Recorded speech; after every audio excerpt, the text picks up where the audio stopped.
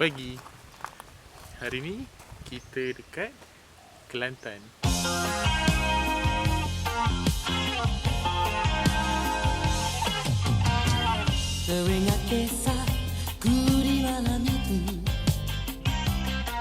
Sekarang Bawang tengah nak bawa kereta ke tempat lokasi wafat.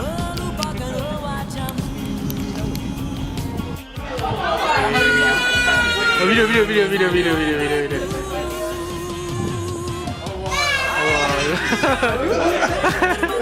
Wih, kahwin lah. Jangan ya. Jangan.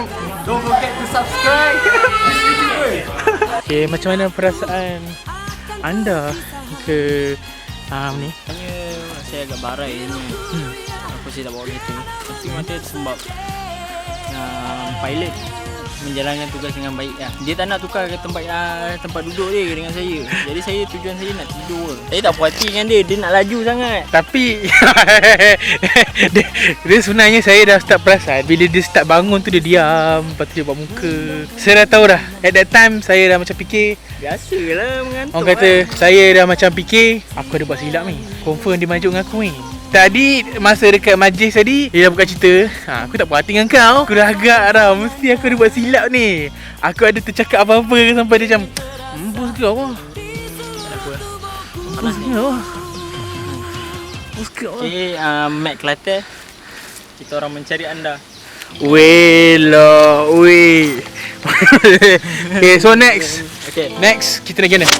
Kita nak pergi maybe tengok sawah padi ke, ataupun pergi shopping, makan kopok losong. Kau lupa ajak nak pergi cari kerja. Balik kapur esok lusa tak tahu jadi gapo dia. Kita berada dekat Pasar City Khadijah. Tadi kita orang datang terus belilah sebab pada masa sangat. Kau makan apa?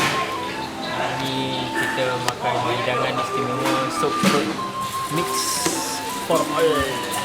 Sebab aku rasa macam tadi pergi makan kenduri tadi tak ada sup.